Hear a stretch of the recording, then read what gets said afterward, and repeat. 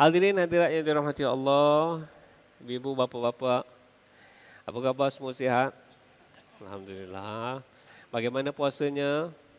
Alhamdulillah baik. Itu yang harus kita tanya bila-bila dah masuk puasa ni, tanya kabarnya, bagaimana puasanya? Alhamdulillah. Supaya jadi muhasabah dan peringatan bagi diri kita sendiri agar kita menyimak, agar kita sentiasa muhasabah, agar kita sentiasa mengharapkan dan berusaha untuk puasa kita ini puasa yang terbaik yang pernah kita lakukan, insya-Allah.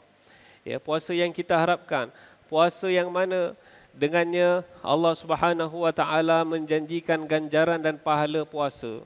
Tuan-tuan tahu tak apa dia pahala puasa? Semua dah dengar. Tiap-tiap tahun kita dengar, hari-hari dengar. Peringatan tentang puasa, pahala puasa ini apa? Antaranya dikurniakan oleh Allah Subhanahu wa taala masuk ke dalam syurga khas daripada pintu yang khas untuk orang-orang ahli puasa, pintu yang bernama Rayyan, pintu yang bernama Ar-Rayyan. Kemudian antara pahala puasa lagi adalah Allah Subhanahu wa taala menjanjikan ganjaran yang berlimpah ruah, yang berlipat ganda, yang tidak terhitung banyaknya. Allah ini Maha Pengasih, tuan-tuan. Kita punya pahala amalan-amalan yang biasa sahaja, Allah Subhanahu wa taala sudah melipat gandakan pahalanya. Ini Allah. Ini Tuhan kita yang Maha Pengasih. Bos kita, kita kerja macam mana baik sekalipun, tak ada bos yang nak kasih kita, tak apa, kau bulan ni, kau bulan ni bagus, aku kasih kau gaji 10 kali ganda. Ada tak bos macam gitu? Kalau ada, kenalkan, saya pun nak kerja dengan dia. Macam itu tak ada.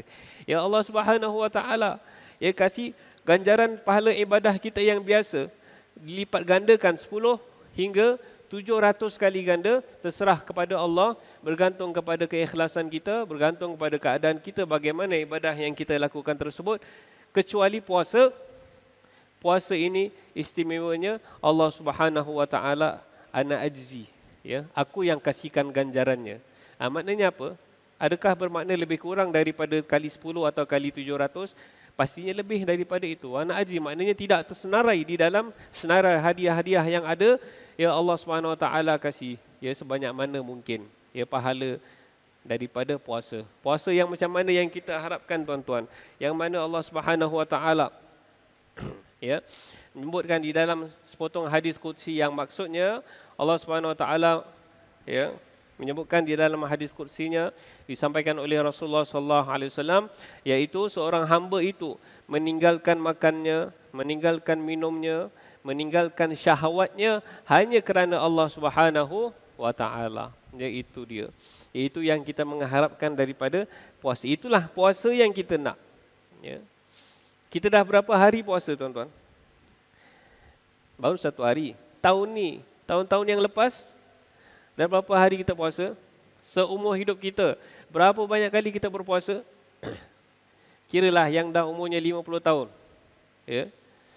Tolak balik umur 15 tahun, 45 tahun punya puasa 30 hari. Itu pun kalau tak ada yang skip. Itu pun kalau yang start puasa 15 tahun. Ada orang start puasa lepas kahwin. Ada kita tanya, apa tak puasa? Belum dapat kahwin nanti saya start puasa. Belum dah. Sedangkan dah diwajibkan daripada puasa ni. Daripada kecil kita harus dilatih. Baik. Jadi bercakap tentang pahala puasa dan yang kita harapkan daripada puasa ini untuk bagaimana untuk memperbaiki puasa kita. Kita tengok kalau tuan-tuan suka main bola kan? Suka tengok bola, tak main bola pun suka tengok bola kan? Kita tengok kalau dia ni main lama-lama dah bertahun-tahun, sama juga, tak berubah-ubah, cara permainan dia masih sama juga. Masih tak bagus juga, masih kalah juga. Kita tak cakaplah negara mana kan? Sama tahun-tahun tukar coach sama juga, tak pandai-pandai main. Kenapa?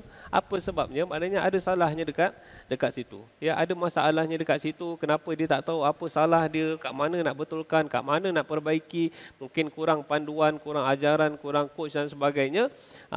Jadi kita melihat kepada diri kita juga, tuan-tuan. Itu yang balik kepada soalan saya tadi, kita dah berpuasa selama berapa tahun? Puasa yang mana? Puasa ini matlamatnya adalah di dalam Al-Quran disebutkan firman Allah Subhanahu wa taala, ya ayyuhallazina amanu kutiba alaikumusiyam. Wahai orang-orang yang beriman, telah diwajibkan ke atas kamu berpuasa seperti mana diwajibkan ke atas kama kutiba alal ladzina min qablikum, seperti mana diwajibkan ke atas umat-umat yang terdahulu sebelum kamu, la'allakum tattaqun. Ini manualnya, ini panduannya. Allah Subhanahu Wa Taala berfirman supaya kamu bertakwa kepada Allah. Itulah ciri dan tanda puasa yang diterima oleh Allah. Ciri dan tanda puasa yang betul itu adalah yang mana selepas puasa itu kita bertakwa kepada Allah. Jadi kita kena faham formulanya. Kita kena tahu macam mana caranya. Bukan sekadar rutin sahaja. Bukan sekadar rutin saja kita sahur buka jadi rutin. Tak ada apa-apa, tak ada rasa apa-apa, tak ada refleksi, tak ada muhasabah diri. Sedangkan puasa itu adalah satu ibadah, satu alat yang mana Allah menggunakan untuk mendidik jiwa kita menjadi orang yang lebih bertakwa. Kenapa tak jadi bertakwa? Sebab tak tahu strateginya, ataupun tak faham undang-undangnya, ataupun salah caranya, ataupun tidak tahu syaratnya, ataupun tidak tahu rukunnya, ataupun tidak ada ilmu berkaitan dengannya. Puasa itu kita dia satu-satunya ibadah yang mana banyak aspek. Kalau kita nak sebut dari aspek pendidikan di dalam puasa ini terlalu banyak. Kita pun masa tak banyak, ini tazkirah ringkas saja, bukan ceramah panjang, tazkirah ringkas saja. Jadi pertama sekali kita kena ingat, puasa ini dia bererti kita mengurangkan makan. Takrif puasa apa? Menahan diri daripada perkara-perkara yang membatalkan puasa daripada subuh sampai maghrib, disertakan dengan didahului dengan niat, dengan niat berpuasa. Jadi bermaksud di sini dia mengurangkan makan. Kalau puasanya jumlah makannya sama ataupun berat badannya naik, saya pun heran. Ada orang saya kenal, kenapa kau puasa berat badan kau boleh naik 30 hari? Kita pun heran. Maknanya ada something wrong di dalam pemahamannya puasa. Puasa ini kurang. Kurangkan makan, maknanya makan, sahur dan buka. Tapi kalau makannya masih sama, maknanya dia bukan kurangkan makan, dia hanya pindahkan makan siangnya dipindahkan pergi malam hari. Maknanya jumlah makannya masih banyak juga, tak tercapai. Asas puasa itu mengurangkan makannya. Kenapa kurangkan makan? Kerana berkait rapat dengan nafsu kita. Nafsu kita ini dari dalam diri kita ini yang jahat, dan nafsu kita ini diberikan tenaga oleh makan yang banyak. Nafsu kita yang sama-sama geng dengan setan. Setan dah tak ada, nafsu kita yang jahat. Kenapa orang pergi berzina? Kenapa orang buat itu yang seronok-seronok? Kenapa orang tidak berpuasa? Sebab nafsunya kuat. Nafsu, bukan nafsu syahwat sahaja. Tidur, bangun susah, subuh, tu pun nafsu juga. Lepas sembahyang, malas nak sembahyang sunat 2 rakaat, itu pun nafsu juga. Nafsu. Jadi nafsu ini, kata ulama, dia diperkuatkan dengan makan. Bila dikurangkan makan, barulah nafsu kita ini dilemahkan. Dan satu lagi aspek ditingkatkan, iaitu kerohanian kita. Jadi bila kerohanian kita meningkat, diberi peluang untuk kerohanian kita subur, itulah yang kita tengok ramai orang sembahyang, masjid diisi setiap malam. Berbanding dengan bulan-bulan yang lain. Ini saya punya teori. Kenapa kita tengok, kenapa masjid-masjid Singapura ni alhamdulillah, walaupun di hujungnya berkuranganlah jumlahnya, tapi tetap ramai dibandingkan dengan bulan-bulan yang lain. Kerana ini adalah antara efek yang kita tak perasan daripada kita punya puasa. Kenapa sampai 20 rakaat kita boleh sembahyang? Cuba bulan-bulan lain sembahyang, kata sembahyang sunat, Ustaz Hairil, Imam, malam ni kita sembahyang Isyak, hari raya ketiga. Malam lepas kita sembahyang solat 20 rakaat sama-sama. Tak ada orang nak, tak ada orang nak stay belakang sembahyang sunat sampai 20 rakaat di luar bulan Ramadan. Ini kerana antara kelebihan daripada kalau kita bermuhasabah, kita melihat diri kita, maka kita memperbaiki. Maka dengan puasa yang baik ini, dengan kita menjaga makan, menjaga nafsu kita, menjaga perkara-perkara yang Okay, lagi satu sahaja poin sebelum kita akhiri yang ingin saya tekankan, iaitu puasa ini bukan sekadar kita imsak, bukan sekadar kita berhenti daripada perkara yang membatalkan puasa, tetapi perkara yang membatalkan pahala puasa. Itu aspek yang harus kita jaga, barulah kita menuju kepada kesempurnaan di dalam puasa kita. Rasulullah SAW bersabda, kam min shaimin laisa lahu min siyamihi illa al-ju' wal 'atash. Berapa ramai daripada orang-orang yang berpuasa, dia tak dapat pahala puasanya, tetapi dia hanya dapat lapar dan dahaga.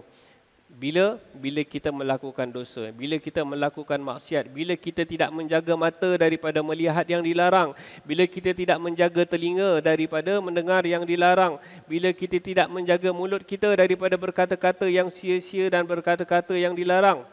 Ya, bukan sahaja dengan kita berkata-kata, tetapi tulisan kita, WhatsApp kita, komen kita di Facebook dan sebagainya, itu juga termasuk di dalam ucapan mulut kita. Kalau tidak dijaga, menjejaskan pahala puasa, malah membatalkan pahala puasa. Ada perkara yang membatalkan puasa, perkara yang membatalkan pahala puasa. Jadi orang-orang ramai berpuasa, tak semua mendapat pahala yang sama. Semua puasa dengan puasa yang sama, tetapi bagaimana kita menjaga diri kita, itulah yang kelebihan pada bulan puasa. Pada ibadah puasa ini tidak ada pada ibadah yang lain. Solat orang nampak, zakat orang nampak, ya, haji orang nampak, umrah orang nampak, tapi puasa tak ada orang nampak. Itu adalah khas antara kita dengan Allah Subhanahu wa taala. Jadi niat puasa ini bukan sahaja di malam hari. Niat puasa ini sepanjang hari. Ya, bila kita tak makan dan tak minum, kita lapar itu bukan sekadar lapar, lagi 4 jam, lagi 5 jam lagi, hari ni first day puasa, pukul 12, lagi 7 jam, pukul berapa maghrib, 7.16, lagi lama lagi setengah jam dan sebagainya. Jadi itu kita menjaga, kita melihat kepada bagaimana nilai puasa kita yang kita inginkan.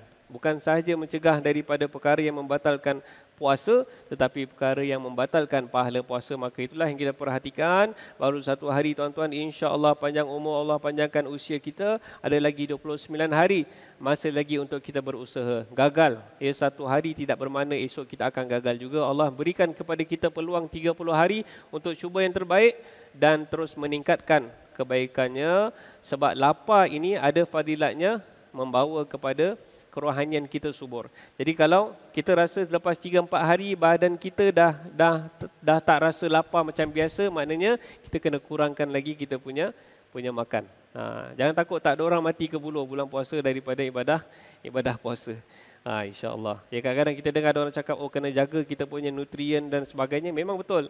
Tetapi jangan nak mengejar kesihatan, jangan sampai kita hilang kelebihan daripada puasa. Sampai di sini sajalah tuan-tuan dan puan-puan, mohon maaf agar segala salah dan silap, terkasar bahasa, keterlanjuran, mudah-mudahan Allah ampunkan. Mudah-mudahan Allah ampunkan dosa kita semua, ahli keluarga kita. Kita berdoa agar Allah kurniakan hidayah, petunjuknya dan bimbingannya dan taufiknya kepada kita, agar puasa kita puasa yang terbaik, agar puasa kita dibimbing oleh Allah, agar puasa kita diterima oleh Allah Subhanahu wa taala, dan kita tidak diharamkan daripada segala ganjaran yang Allah sediakan yang terlalu banyak berlimpah ruah di bulan Ramadan ini. Amin ya rabbal alamin. Aku qauli hadza wa astaghfirullahal azim li wa lakum wa astaghfirullah min qaulin bil amal. Subhanakallahumma bihamdika asyhadu an la ilaha illa anta astaghfiruka wa atubu ilaik. Wa sallallahu ala sayyidina Muhammadin wa ala alihi wa sahbihi wasallam. Walhamdulillahi rabbil alamin. Wassalamu alaikum warahmatullahi wabarakatuh.